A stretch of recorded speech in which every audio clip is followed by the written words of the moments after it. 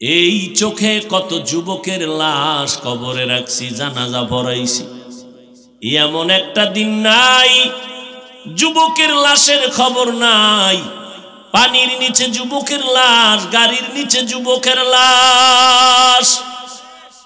মরণ থেকে যতই পালাও, মরণ তোমায় নিবে ঘিরি। যদিও সুদূর আকাশ পানে লুকাও, সেথায় লাগিয়ে সিঁড়ি। নদী পথে নৌকা চালাও ও মাঝি ভাই, বেলা ডোবার আগে আমি ওপার উঠতে চাই। ডুবে গেলে বেলা রে আর উঠে না, ভেঙ্গে গেলে মেলা রে আর জমে না। এরে আল্লাহর বান্দা, এই প্যান্ডেলে আজকে বয়ান শুনতেছো,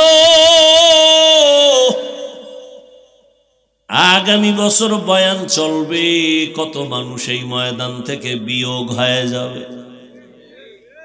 ও আল্লাহর বান্দা, কিসের তামাশার দিয়ে দৌড়াও? আমরা নবীর তরিকায় চলতে গিয়ে তো কেউ না খাইয়াও মরি নাই। আল্লাহর অনুসরণ নবীর দিয়া করো।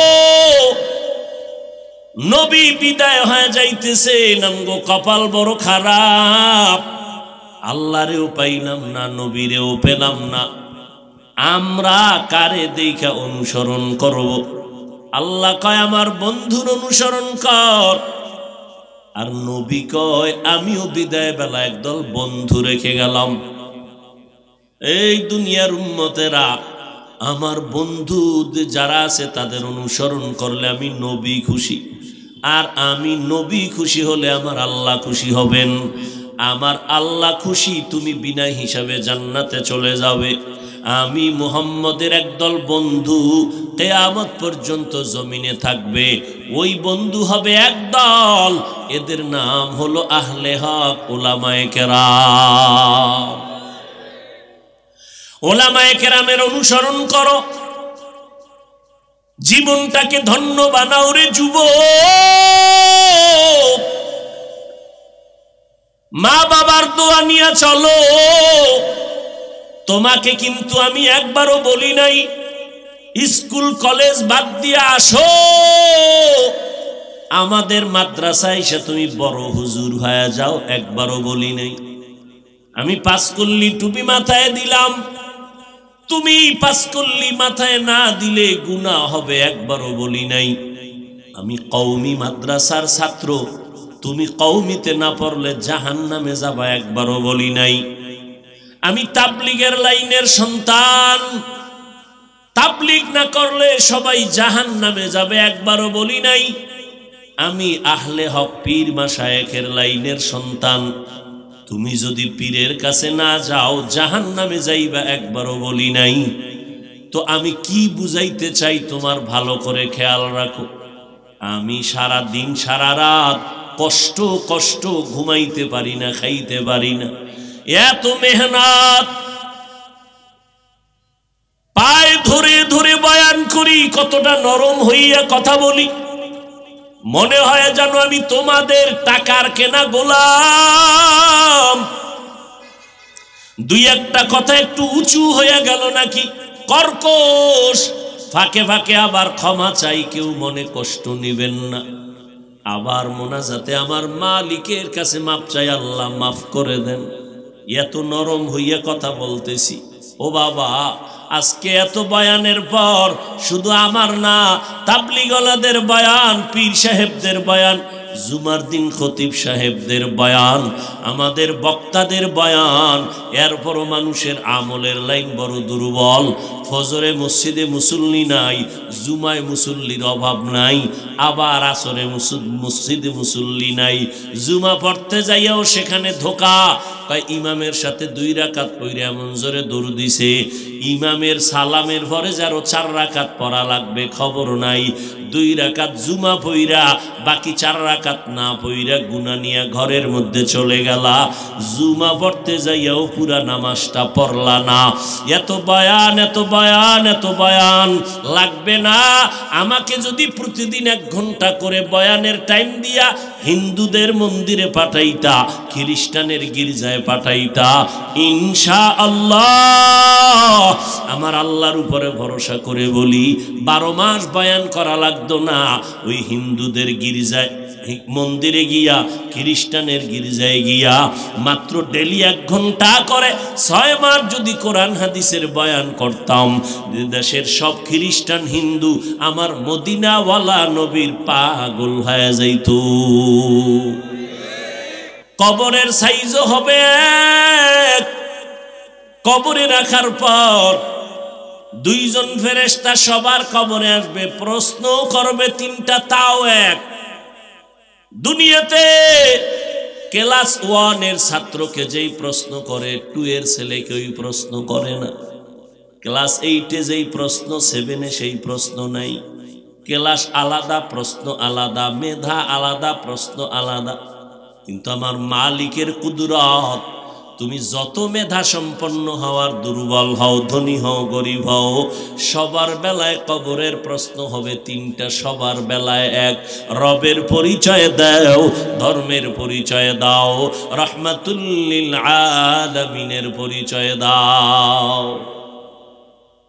দুনিয়াতে প্রশ্নপত্র ফাঁস হইয়া গেলে ছেলে মেয়েরা খুশি নকল ছাড়া পাস কিন্তু যারা পরীক্ষা নিয়ন্ত্রক তাদের চাকরি নিয়ে টানাটানি কিন্তু আমার মাওলার দিকে তাকাইয়া দেখো আমার মাওলা কবরের প্রশ্ন সব ফাঁস করে দিছে নবী লাগায় দিছে প্রশ্ন মুখস্থ করাও জবাব মুখস্থ করাও আলেমরে লাগায় দিছে কবরের 3 প্রশ্ন মানুষের বুঝাও রবেরে চিনাও ধর্মটারে চিনাও মুহাম্মদেরে চিনাও এত বারবার ওই 3টা প্রশ্নেরই বয়ান চলতেছে আল্লাহকে চিনো ইসলামটার ধর্মটারে চিনো নবীর আদর্শের মালা গলায় পরো এত বারবার প্রশ্ন জানাইয়া দেওয়ার পর কবরে গিয়া যদি জবাব দিতে না পারো কঠিন বিচার তোমার হবে ও যুবকেরা ও বৃদ্ধ বাবাজি পর্দার আড়ালের আম্মা জানেরা এত বয়ান করার পরেও কেন আমল দুর্বল সবার আল্লাহ এক নবী এক কোরআন এক কাবা এক ধর্ম এক কালেমা এক অথচ আপনাকে পায়ে ধইরা বয়ান করার পরও আপনি টুপি মাথায় দিতে লজ্জা পান আর আমিও আপনার মতো বান্দা টুপি মাথায় না দিলে লজ্জা পাই আপনি কত ভিআইপি মুসলমান আমি দাড়ি কাটতে লজ্জা পাই আপনি দাড়ি রাখতে লজ্জা পান আমি মসজিদে না ঢুকলে লজ্জা লাগে আপনি ঢুকতে লজ্জা লাগে আমি বেপরদায় চলতে লজ্জা আপনি পর্দা করতে লজ্জা কই ফেরাউন বাহাদুরি করে টিকতে পারে নাই নমরুদ টিকতে পারে নাই দুনিয়া খুঁজো ফেরাউনের টাকা নমরুদের টাকা ক্ষমতা পয়সা সৌন্দর্য সব কিছুরই পরিপূর্ণতা ছিল কোনো অভাব ছিল না কিন্তু সারা দুনিয়ায় ঘুরে দেখো কোনো বেঈমানের সন্তানের নাম ফেরাউন আসেনি নমরুদ আসেনি মাটি পর্যন্ত গ্রহণ করে নাই মশা মাছি পর্যন্ত আজও ফেরাউনের লাশ কোথায় আছে কষ্ট হইতেছে মনে হয় ভাই ভলিউম বাড়াও আর একটু সামনে আগাবো দোয়াটা করে যাবেন না দোয়া ছাড়া যাবেন যাদের গুনাহ নাই এগো দোয়ার দরকার নেই বহু বুজুর্গ আছে এগো দোয়া লাগে না গুনাহ নাই বুঝেন নাই তা আপনি গিয়ে দেখবেন হে দোয়ার আগে বের হয়ে গেছে গুনাহ টুনা নাই তো বুজুর্গ মানুষ আর আপনি দোয়া কইরা গিয়ে দেখবেন হে রাস্তায় বেরিয়ে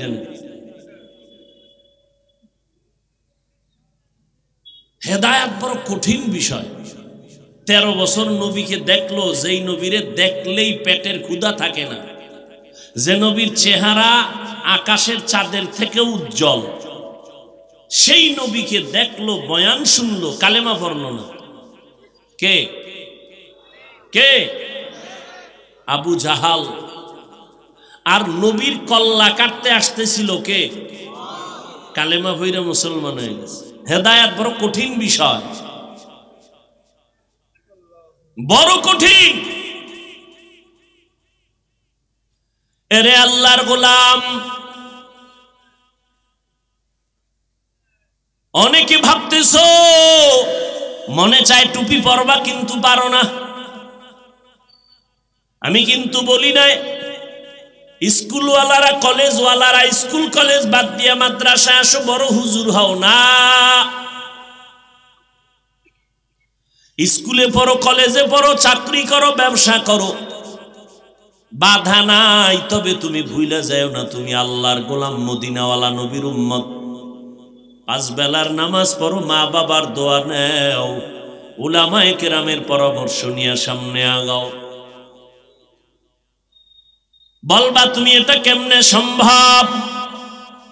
তাকাইয়া দেখছো তোমার মতো কত যুবক স্কুলে পড়ে, কলেজে পড়ে, 5 ওয়াক্ত নামাজ পড়ে, দাড়িওয়ালা আছে না নাই? মিথ্যা বইল না। আল্লাহ যদি জিগায় তোমারে, ও পারছে, তুই পারো না কেন? কি জবাব দিবা? কি জবাব? এই পর্দার আড়ালের আম্মা জানেরা, আপনাদের এত মর্যাদা, এত দাম আল্লাহ তাআলা দিয়েছেন, কিয়ামত পর্যন্ত নারীর মর্যাদা আলাদা কেউ বাড়াতে পারবে না। আল্লাহ সব বাড়ায় দিয়েছেন। কোন চালাক যদি কয় আমি বাড়াবো, নারীর সম্মান হবে না, চালাকি করলে হবে নারীদের অপমান। আরে আম্মা জানেন, আপনাদের এত দাম, এত মর্যাদা।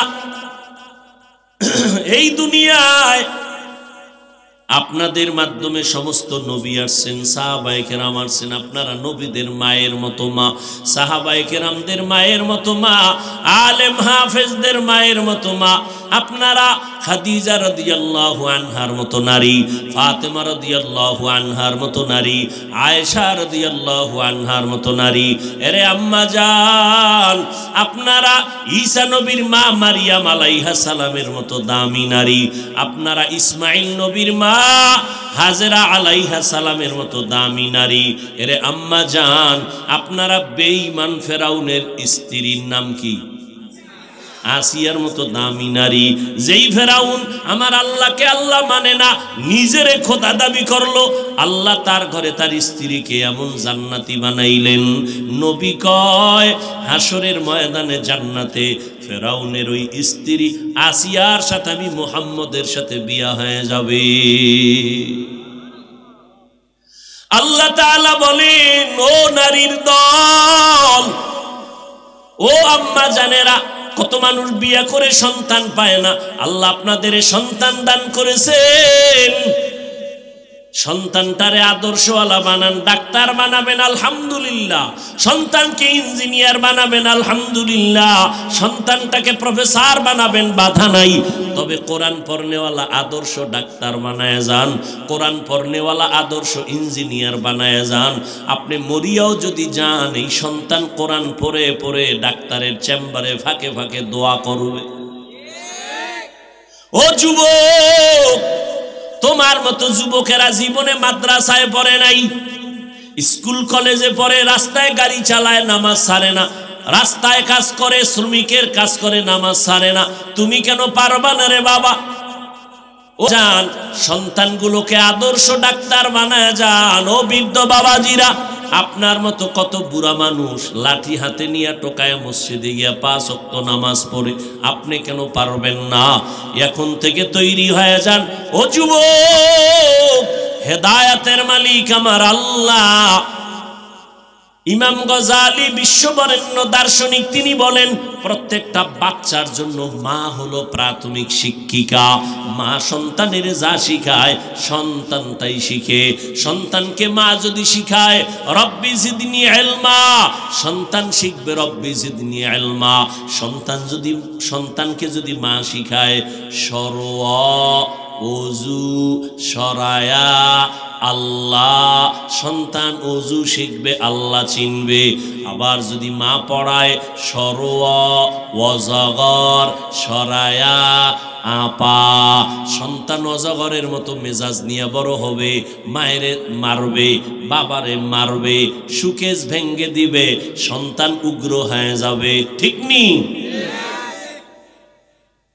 আর বাবা মায় এতটা যে অসতর্ক, সন্তানেরে মোবাইল দিয়ে বসায় রাখছে, সন্তান ছুরি দিয়া গলা কাটতে ডাইরেক্ট আর মোবাইল দিয়া গলা কাটতেছে, জীবন নষ্ট করতেছে। অনেক মা বাবা ইনডাইরেক্ট সন্তানেরে মোবাইল দিছে না জানো, সন্তানের চরিত্রটারে ছুরি দিয়া জবাই করে দিল মা বাবা। আপনার বাচ্চা কান্না করলে মোবাইলটা দিয়ে একটা কার্টুন দিয়ে দেন কান্না থামানোর জন্য। বাজার থেকে পুতুল কিনে আনেন।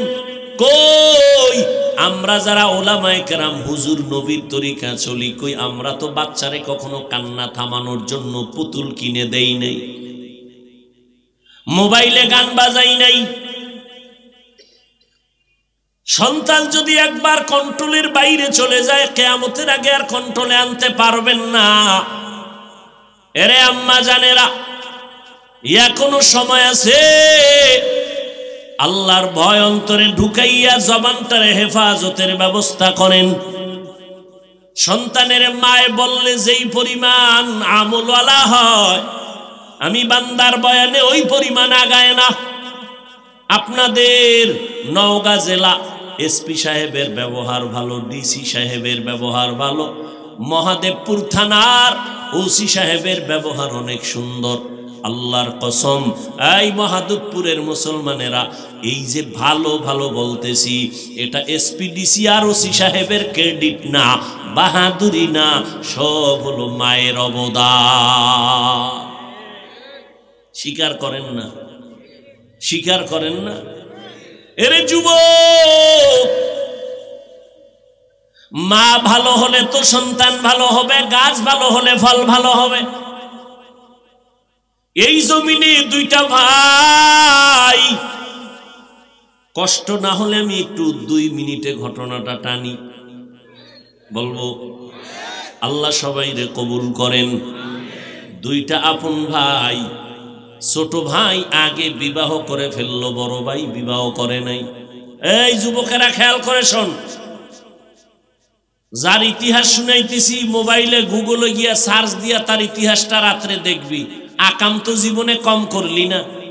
মোবাইল চালাইয়া তুই জ্ঞান অর্জন করতে পারো না, ইউটিউবে সার্চ দিতে পারো না, সৌরজগৎটা কেমনে তৈরি হয়েছে এগুলো কাগজ কলমে লিখতে পারো না, আকাম না কইরা জমিনটা কেমনে বানানো হয়েছে, চাঁদের দেশে কেমনে মানুষ গেল, গবেষণা করে করে বেঈমানরা মুসলমান হয়। আর তুমি মুসলমানের বাচ্চা, তোমাকে মুসলমানের কোনো পরিচয় আনা যাইতেছে না। তুমি মোবাইলে ইউটিউবে সার্চ দাও, সৌরজগৎ নিয়ে গবেষণা করো, আসমান নিয়ে গবেষণা করো, জমিন নিয়ে গবেষণা করো। এগুলো নিয়ে গবেষণা করতে করতে জিন্দেগি পার হয়ে যাবে। আকাম করার সময় কই, তোমার মতো মোবাইলে আকাম করলে এই জমিনে আদর্শ প্রফেসর হতে পারতো না, আদর্শ ডাক্তার হতে পারতো না। তুমি মহাদেবপুরের সন্তান এতটুকু মনে করো কেন? তুমি নিজেকে মনে করো আমি একটা এমন সন্তান হতে চাই, এমন এক ডাক্তার হব।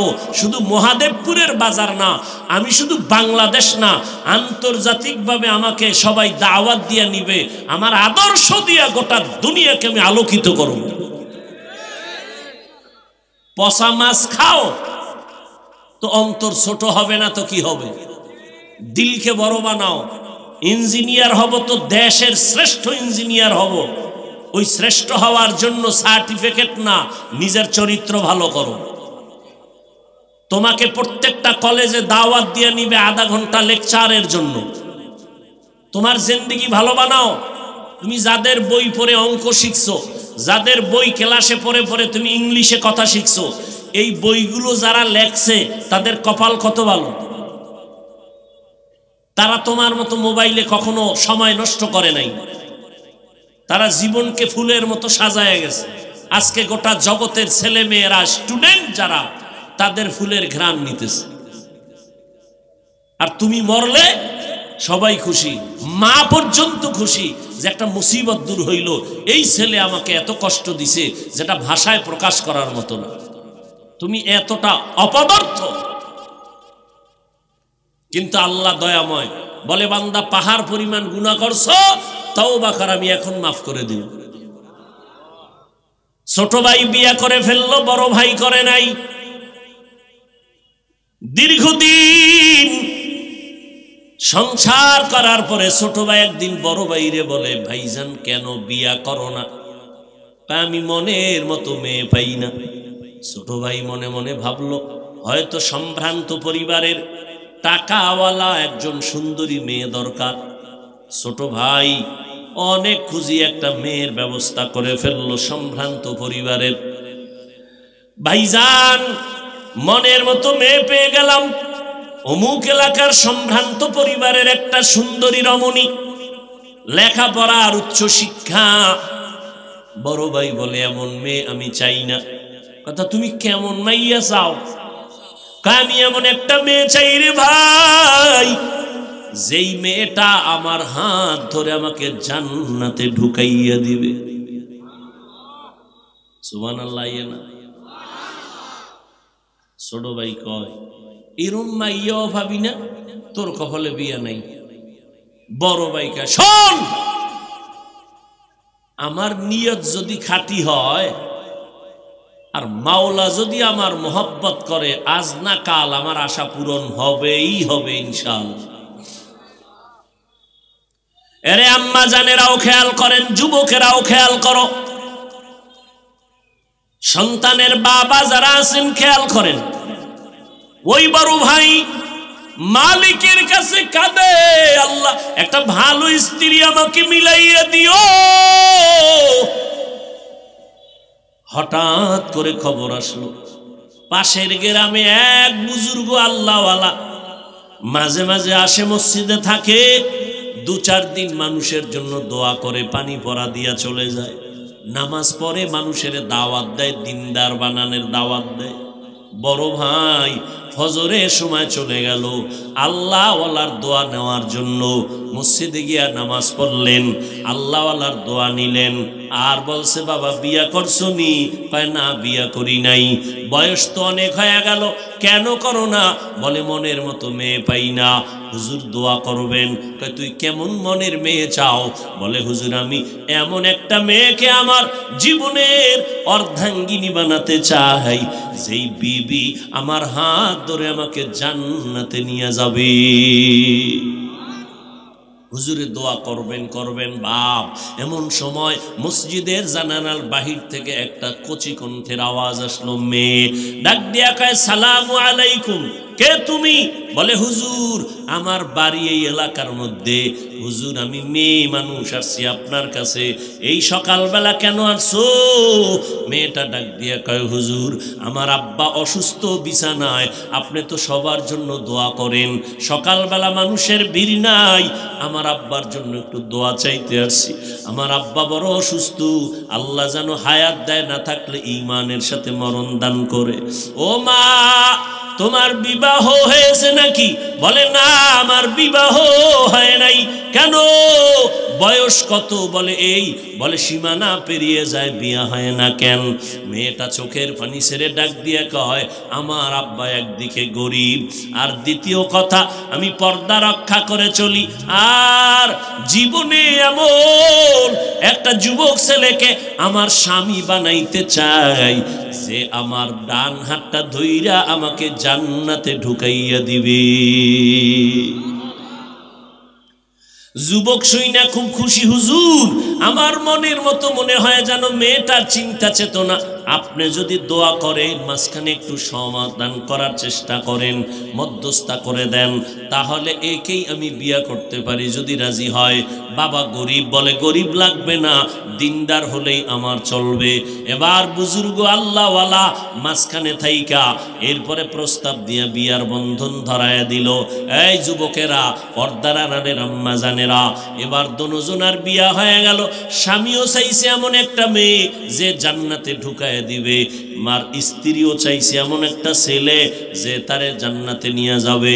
এইবার দুইজনার এক মনে এবার সংসার শুরু হয়ে গেল।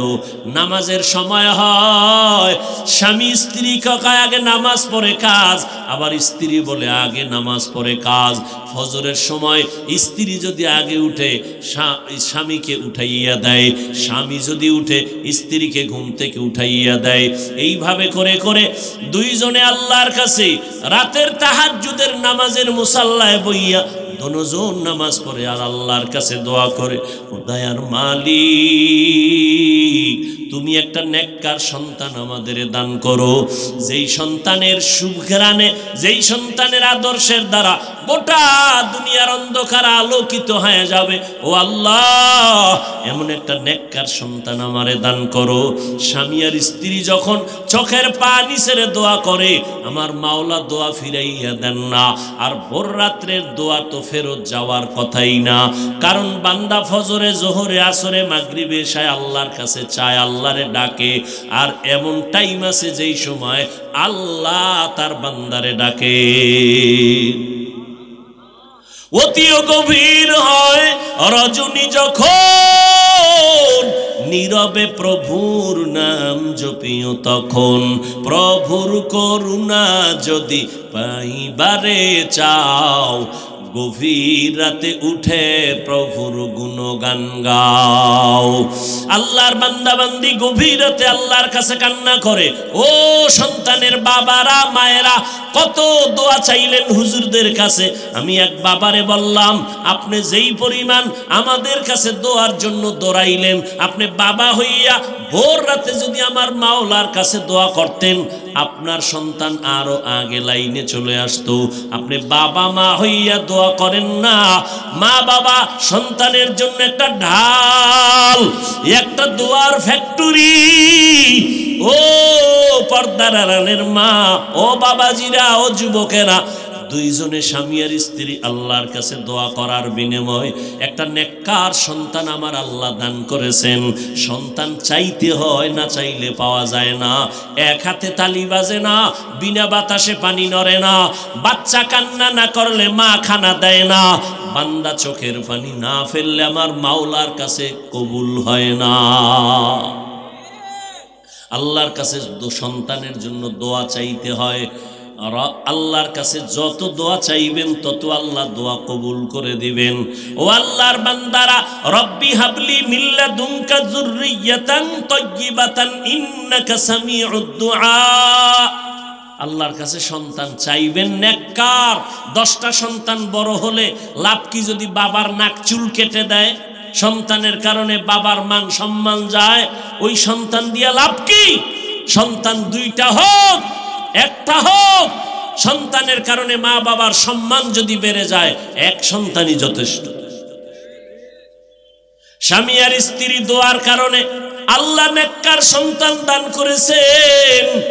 সন্তানটারে সুন্দর একটা নাম রাখছেন। নবীজির নিয়ম হলো, এই সন্তানের মা বাবা দুনিয়াতে সন্তান আসলে ডান কানে আজান দাও, বাম কানে ইকামত দাও। এরপরে 7 দিন যখন হবে ভালো একটা নাম রাখো, চুলগুলো ফালাইয়া দাও। এরপরে সন্তানকে আদবওয়ালা বানাও, সন্তানটারে মদিনাওয়ালার আদবের আদর্শের শিক্ষা দাও। আব্বা আম্মা সন্তানটারে আদর্শওয়ালা বানাইলেন। ওই সন্তান বড় হইয়া এমন আদর্শ তৈরি করলেন, আল্লাহর বান্দা মিশরের জমিনটাকে হাতের মধ্যে নিয়ে নিলেন। ওই আদর্শের সন্তান বর্তমানে ফিলিস্তিনের উপরে যেই পরিমাণ ইসরায়েল আক্রমণ করে, প্রথম কিবলা বাইতুল মুকাদ্দাসে জুলুম চলছে, ওই আল্লাহর বান্দা যুবক সৈন্যবাহিনী নিয়া বীর মুজাহিদের ভেসে বাইতুল মুকাদ্দাস জালেমের হাত থেকে নিজের হাতে নিয়া মুসলমানকে নিরাপত্তার ব্যবস্থা করলেন। মিশর হাতে আসলো, সিরিয়া হাতে আসলো, বাইতুল মুকাদ্দাস হাতে আসলো। আজকে সারা দুনিয়ার শিক্ষিত মানুষেরা ওই বীর মুজাহিদের নামটা স্মরণ করে মোহব্বতের সাথে। গুগলের মধ্যে সার্চ দিয়া দেখবারে বাবা, ওই সন্তান আদর্শ সন্তান, কেমন মা কেমন বাবা, আর সন্তানের নাম হলো সুলতান সালাউদ্দিন আইয়ুবী রহমাতুল্লাহি আলাইহি। সুলতান সালাউদ্দিন আইয়ুবীর নাম লেখা গুগলে সার্চ দিয়ে দেখ কেমন সন্তান। ইতিহাসের পৃষ্ঠা কেউ মুছতে পারবে না, সাবধান। ও যুবক, জীবনে কি অর্জন করেছো?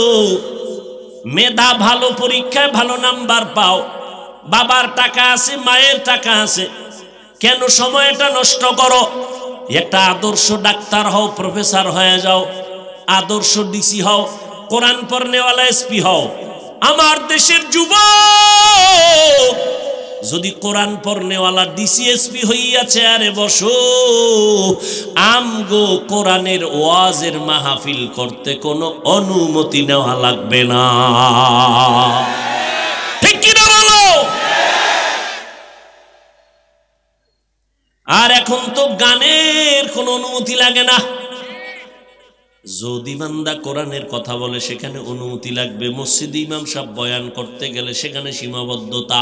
সুদের ব্যবসা বয়ান করা যাবে না, ঘুষের বয়ান করা যাবে না। এক কথায় কয় হুজুর কোরআন হাদিসের বাইরে কোনো বয়ান করবেন না। কালেমাতু হক্কিন উরিদা বিহাল বাতিল, কোরআন হাদিসের বাইরে বয়ান করা যাবে না কথা সত্য, কিন্তু মতলব খারাপ। কোরআন হাদিসের ভিতর দিয়ে বয়ান করলে সুদের বিরুদ্ধে বলতে হবে, ঘুষের বিরুদ্ধে বলতে হবে, দুর্নীতিবাজের বিরুদ্ধে বলতে হবে। কারণ আমার আল্লাহর কালাম, আমার ইসলাম, আমার নবীর আদর্শ দুর্নীতির পক্ষে না, জালেমের পক্ষে না, বেপরদার পক্ষে না, সুদ ঘুষের পক্ষে না, মানুষ হত্যা করার পক্ষে কোরআন না, ইসলাম না। আপনি কোরআন হাতে লইয়া লইয়া এরপরে বয়ান করবেন সুদের। কোরআন হাতে লই, কোরআনে সুদের বয়ান নাই, আপনি হাতে লইয়া বয়ান করবেন। সূর্য ডুবার আগে ইমাম বিদায়, আল্লাহ মাফ করে দেন। আরো জোরে কন আমিনও আসে না। হা ইয়া আইয়ুহাল্লাযীনা আমানুত্তাকুল্লাহা ওয়া কুলু কাওলান সাদীদা ইউসলিহ লাকুম আ'মালাকুম ওয়া ইয়াগফির লাকুম যুনুবাকুম ওয়া মান ইউতি'ইল্লাহা ওয়া রাসূলাহু ফাকাদ ফাযা ফাওজান আযীমা। এরে আম্মা জানেরা, ও যুবকেরা, আজকে থেকে তৈরি হয়ে যাও। জীবনে তো বয়ান কম শুনো নাই রে বাবা, মনেরে বুঝাইতে থাকো। আমার তোমার মতো যুবকেরা যদি স্কুলে কলেজে পড়ে নামাজ পড়ে, আমি কেন পারবো না? তোমার আমার মতো যুবক রাস্তায় গাড়ি চালায় নামাজ পড়ে, তুমি কেন পারবা না? আল্লাহর কোরআন সত্য। আজকে বান্দা গুনাহগার হইয়া যদি কবরে যাও, ওই কবরে শাস্তি ভোগ। দুনিয়াতে মশারি টানায় ঘুমাও, মশা সইতে পারো না, ফ্যান চালাইয়া ঘুমাও, গরম সওয়া যায় না। গুনাহগারেরা কবরে গেলে কই পাইবা মশারি? ওই কবরে জাহান্নামের আগুন। ওই কবরে আমার আল্লাহ অর্ডার দিবে, ও কবরের মাটি, এই নাফরমান বেনামাজিরে দুই পার্শ্ব থেকে জোরে জোরে চাপ দাও। এত জোরে চাপ দিবে পাজরের হাড়গুলো চুরমার হয়ে যাবে, সইতে পারবা না রে বাবা। এখনো সময় আছে, তওবা করে নাও। চাকরি করো, ব্যবসা করো, বাধা নাই। লেখাপড়া করো, তবে নবীর তরিকায় চলো, মা বাবার দোয়া নিয়ে চলো, ওলামায়ে কেরামদের পরামর্শ নিয়ে চলো। নবীর সুন্নতের বিপরীত চলবা না। আল্লাহর কাছে পিছনের গুনার জন্য ইস্তেগফার করো, তওবা করো। মনে মনে ডাকো আল্লাহ, মনে মনে বলতে থাকো আল্লাহ, এই ময়দানে আমার মতো গুনাহগার কেউ নাই। গুনার কারণে আমার হাত না পাক, আমার চোখ না পাক, আমার জিহ্বা না পাক, অন্তর না পাক। ও আল্লাহ, আমার গুনার খবর আমার মা বাবা জানলে তাড়ায়া দিত। আপনি তো রাগ করিয়া তাড়ায়া দেন নাই, খানা বন্ধ করেন নাই, বাতাস বন্ধ করেন নাই, সূর্যের আলো বন্ধ করেন নাই। আজ আমরা তওবার নিয়ত করে ফেললাম, জীবনে মরিয়া গেলে যাব, হায়াতের মালিক, মৌতের মালিক, রিজিকের মালিক, সম্মানের মালিক আপনি আল্লাহ। আমরা জীবনে গেল আর নামাজ ছাড়ব না, আর দাড়ি কাটবো না, বেপরদায় চলবো না, মা বাবাকে কষ্ট দিব না, ওলামায়ে কেরামদের বিরুদ্ধাচরণ করব না, দেশের বিরুদ্ধে জাতির বিরুদ্ধে ষড়যন্ত্র করব না। আজ থেকে নামাজ পড়ব, মা বাবার দোয়া নিয়ে চলবো। ও যুবক, মা বাবার দোয়ার কারণে চেয়ারে বসছি, ওই মা বাবার দোয়ার কারণে তুমি পরীক্ষায় পাশ করেছো, ওই মা বাবার চোখের পানি আর দোয়ায় তুমি টাকার মালিক, বাড়ি গাড়ির মালিক। ওই মা বাবার সাথে বেয়াদবি করবা না, আল্লাহর কাছে মাপ চাও, মা বাবার কাছে গিয়া মাপ চাও, দোয়া নাও। মা যদি মাথায় হাত দিয়া দোয়া করে সাথে সাথে কবুল হয়ে যাবে। ও আল্লাহর বান্দা, যাদের তওবার নিয়ত আছে, আর গুনাহ করবা না, নামাজ ছাড়বা না, দাড়ি কাটবা না, বেপরদায় চলবা না, জবান দিয়ে কারো মিথ্যা গালাগালি গীবত শেখায়াত করবা না, ওলামায়ে কেরামের পরামর্শ নিয়ে চলবা, নবীর তরিকায় চলবা। তওবা করার মতো যদি কারো অন্তর তৈরি হয়ে যায়, মুনাফিকি না থাকে, খাঁটি তওবার নিয়ত যাদের আছে, দুটো হাত আমার আল্লাহকে দেখাইয়া দাও। আয় আল্লাহ, হাতগুলো কবুল করে নেন, তওবা কবুল করে নেন, তওবার উপরে মজবুত হইয়া চলার মতো আমাদের তৌফিক দান করেন, আমিন। আলহামদুলিল্লাহি রাব্বিল আলামিন, ওয়াসসালাতু ওয়াসসালামু আলা সাইয়্যিদিল আম্বিয়া ওয়াল মুরসালিন ওয়া আলা আলিহি ওয়া আসহাবিহি আজমাইন। ইয়া আরহামার রাহিমিন, ইয়া আরহামার রাহিমিন, ইয়া আরহামার রাহিমিন। রব্বিরহামহুমা কামা রব্বায়ানি সগীরা। আল্লাহুম্মা ইন্নাকা আফুউন কারীম তুহিব্বুল আফওয়া ফা'ফু আন্না। আল্লাহুম্মা ইন্না নাসআলুকা রিযাকা ওয়াল জান্নাহ ওয়া নাউযু বিকা মিন সাখাতিকা ওয়ান নার। ও দয়ার মালিক, গভীর রাতে আমরা গুনার বোঝা মাথায় নিয়ে হাত তুললাম। আয় আল্লাহ, কত উলামায়ে কেরাম, মুরব্বী, হাজী সাহেব, কত যুবক ছাত্র ভাই, পর্দার আড়ালে কত মা বোনেরা হাত তুলেছেন। আয় আল্লাহ, মেহেরবানি করে আমাদের জীবনের গুনাহগুলো মাফ করে দেন আল্লাহ। আয় আল্লাহ, মাহফিল কবুল করে নেন, আয়োজনকারী সহযোগিতাকারীদের কবুল করে নেন, দিলের নেক আশা সবার পূরণ করে দেন। আয় আল্লাহ, সারা দুনিয়াতে শান্তি দান করেন, ফিলিস্তিনের মুসলমানদের উপরে রহমত দান করেন আল্লাহ, জালেমদের থেকে হেফাজত করেন, বাংলাদেশ শান্তির দেশ বানায় দেন।